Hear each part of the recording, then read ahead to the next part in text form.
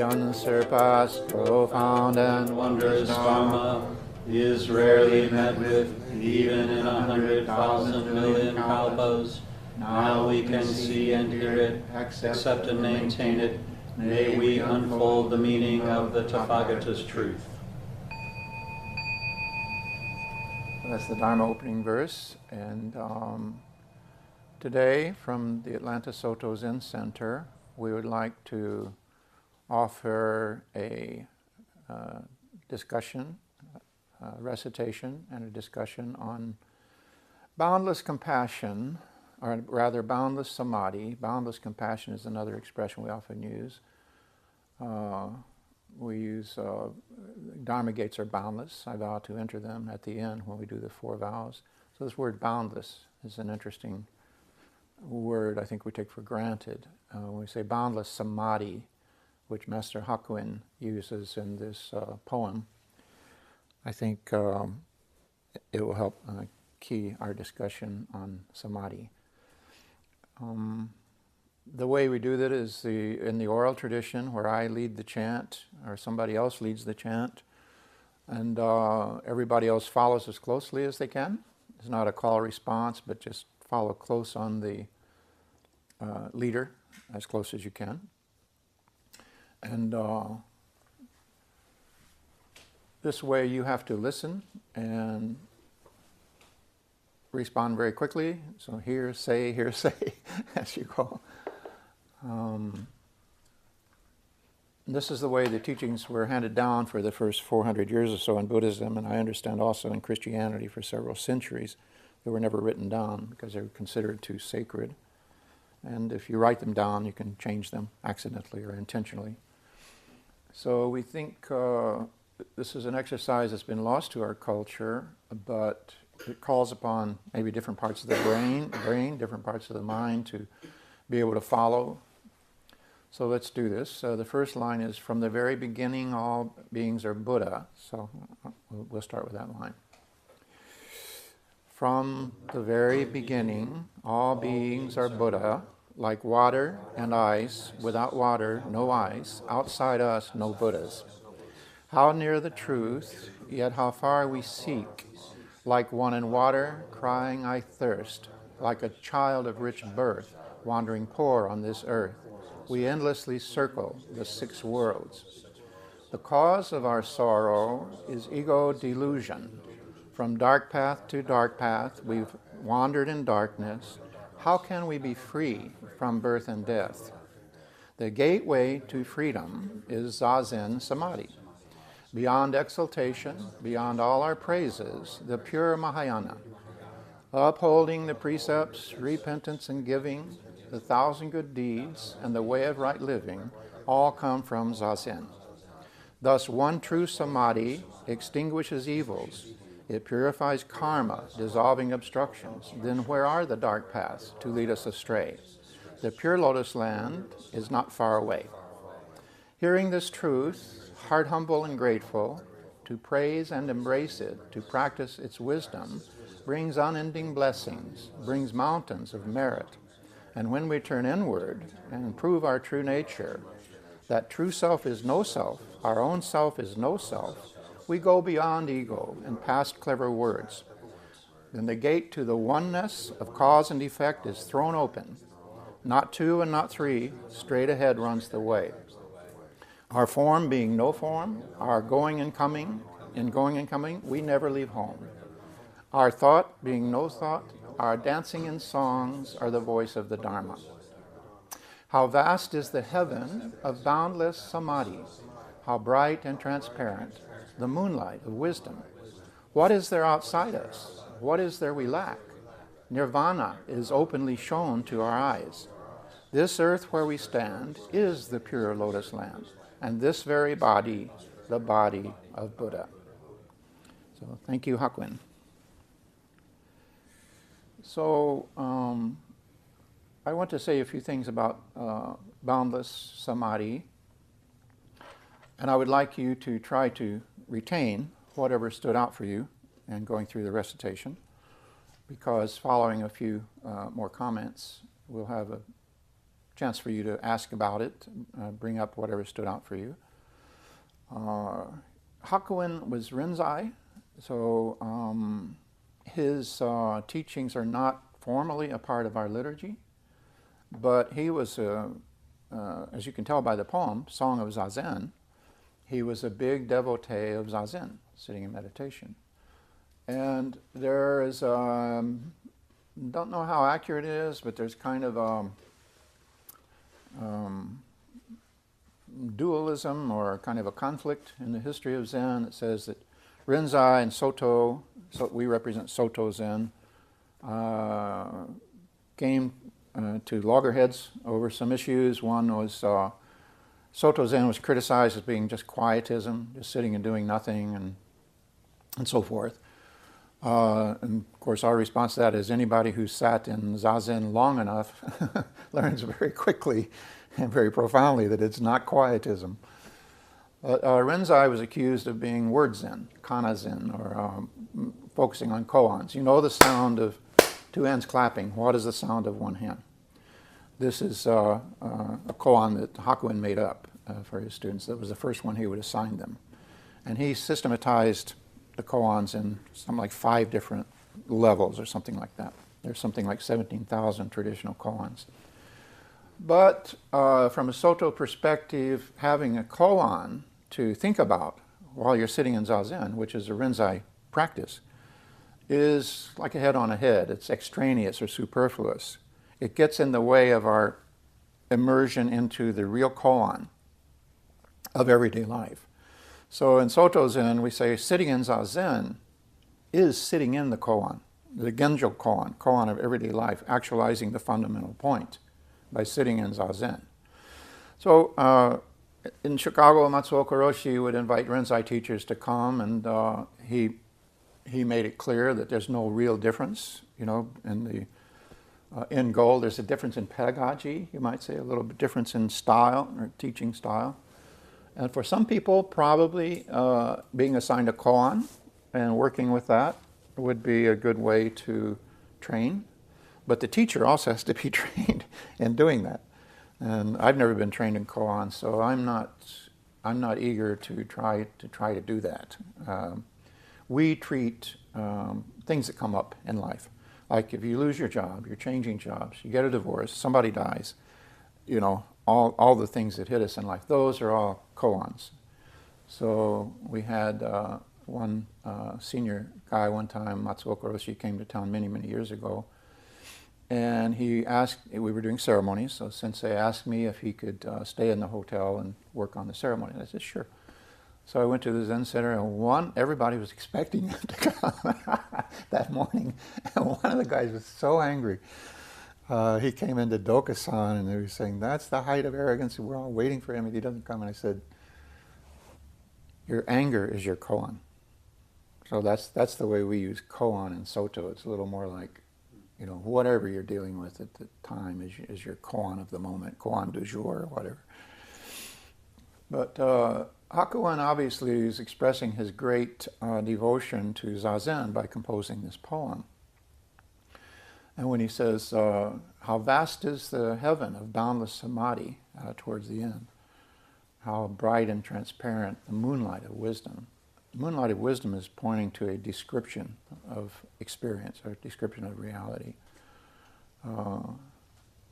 The boundless samadhi is somewhere in between. We have to be careful, I think, about speaking too directly of the effects of Zazen or the effects of practice, because then we begin to visualize them, right? And we want to accomplish that. We want to achieve samadhi, right?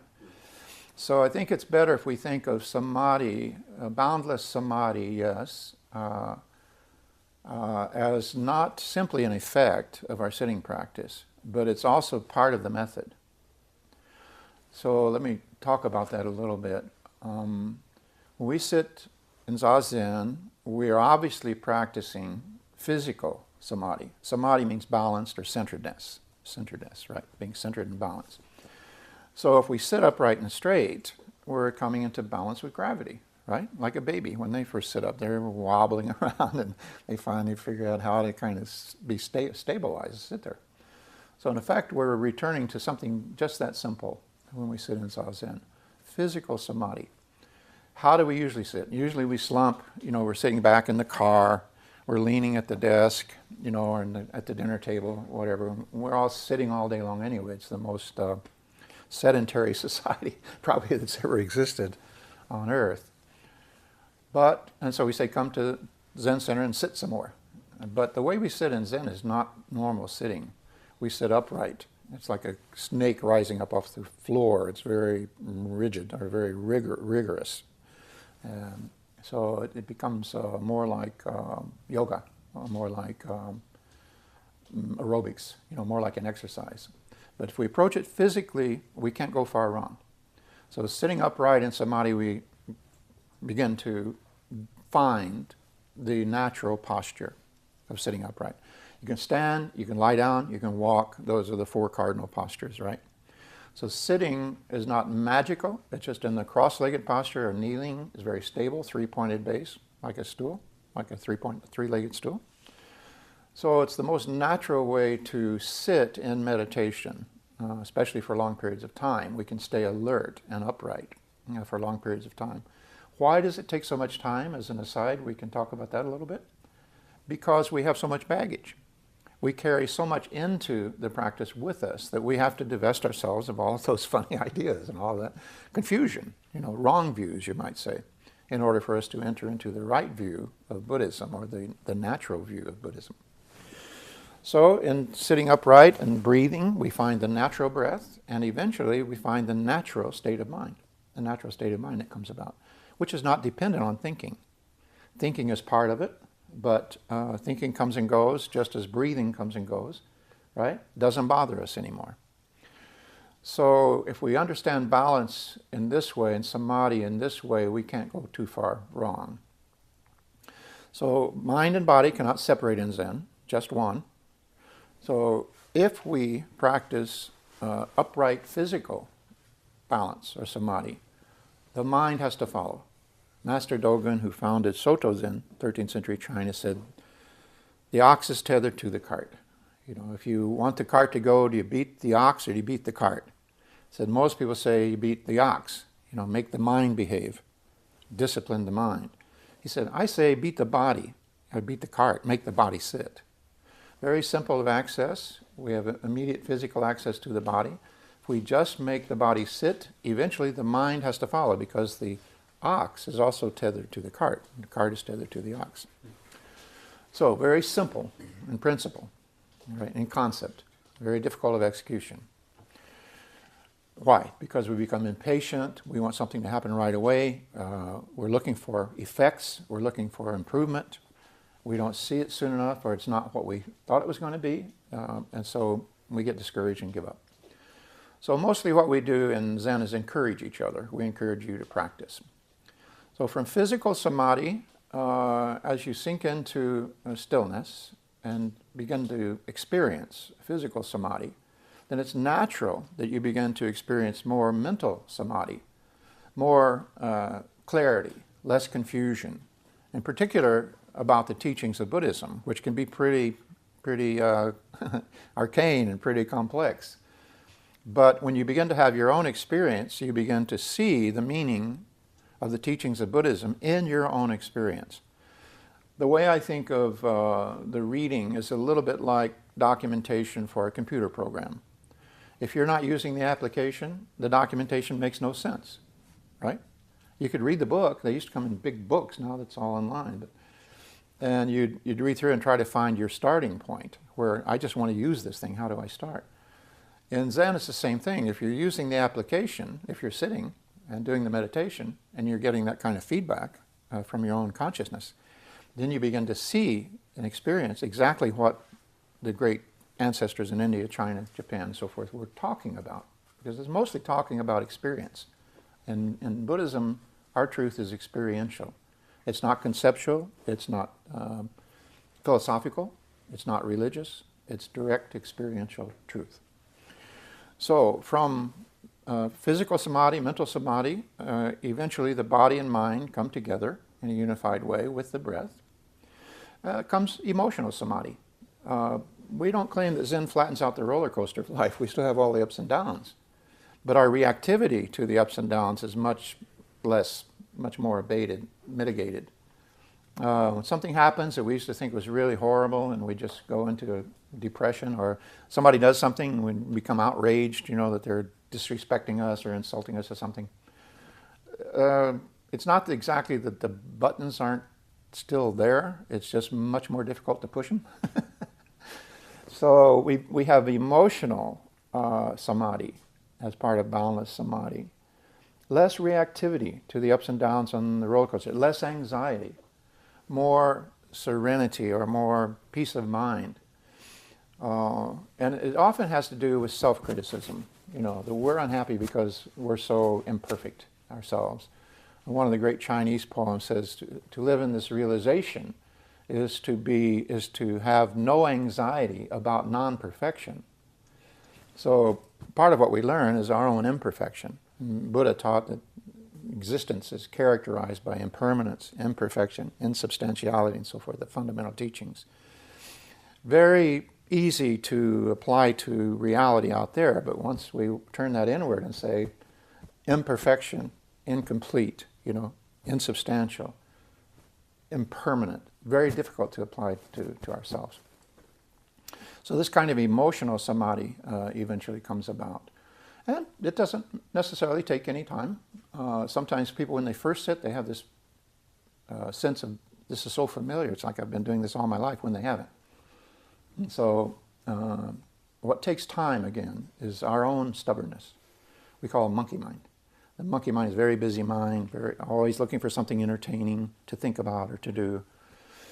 Very subject to boredom. If you're sitting facing a blank wall, you don't give it much to do with, much to work with. So the monkey mind often goes kind of berserk.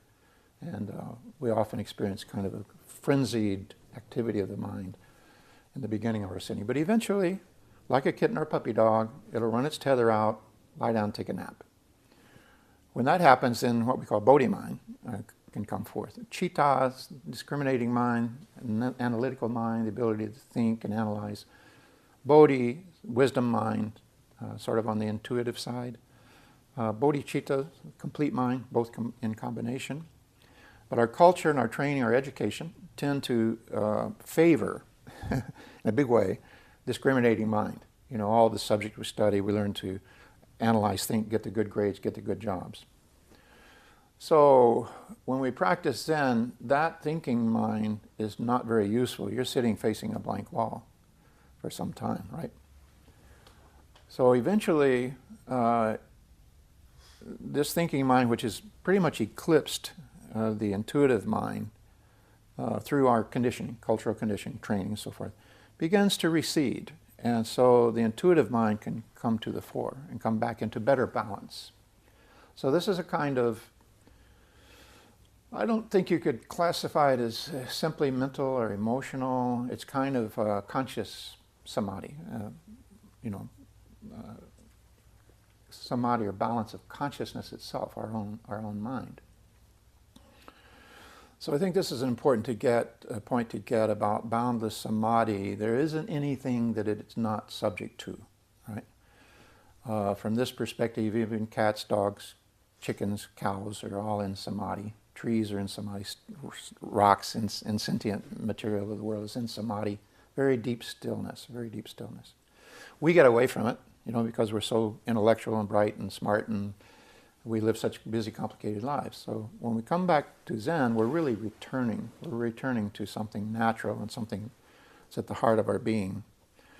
And so as we do this, it requires a lot of patience. We sit on the cushion for long periods of time. And there are times when we feel like we want to get up and run screaming out the door. But if we stick it out, then we begin developing this profound patience with ourselves. And in doing so, we find that it's much easier to be patient with others. So I think the fourth dimension, physical, mental, emotional, samadhi, fourth dimension, and whatever that fifth one is that we were talking about, the total one, you could say there's a fourth, social samadhi, right? In our relationships, we're more balanced. We don't need the relationship so much that we crush it, like holding a bird too tight, right? We're not so careless about relationships that we let the bird fly away. You know, we maintain a balance in the relationship. If all we have is need to bring to a relationship, it distorts the relationship. And this applies to intimate relationships, children, parents, and so forth across the board. Very difficult practice. Sometimes the Dharma of marriage, it used to be said, and now it'd probably be more appropriate to say the Dharma of relationships is the most difficult Dharma. So if you think of this boundless samadhi, you can take it on a very personal level, right? Personally, I can find within myself this grounding, this anchor, deep samadhi. I can find it in meditation. It's something I think we can actually observe. We can tell this year I'm a whole lot more settled than I was last year, right? I can remember how crazy I was in my 20s or my 30s, right? I'm not like that anymore. And I don't think it's just a factor of age, because there are people my age who are still crazy, right? Still crazy the same way. So we can find it on a personal level. We can also find it on a social level as we begin to have this personal core of confidence. My teacher would also often say, we go through life with a sense of something missing. And we don't know what it is, but we definitely know it's missing. And finally we come to Zen and find it. And so he would sometimes speak of a spiritual confidence. It's a kind of confidence that's not related to a skill or training like driving a car. I'm confident I can drive a car because I know how to do it. It's a kind of confidence that applies in any situation, right? So that kind of samadhi, it gets close to charisma or some of these attributes we give to powerful people. That kind of confidence can come from your Zen practice. So if you think of boundless samadhi, I think we want to think of it that way. It's not only characteristic of everything that's in existence. Everything is, in a sense, floating in samadhi, just as everything is floating in space, right? But it's something that we can begin to, in a sense, accumulate. That is, our awareness of our own samadhi can grow. We don't think our practice changes anything magically, but as we become more settled in our practice, we become more confident. And so whatever the situation we're facing, we have the possibility of being able to do what has to be done, no matter how unpleasant or how difficult.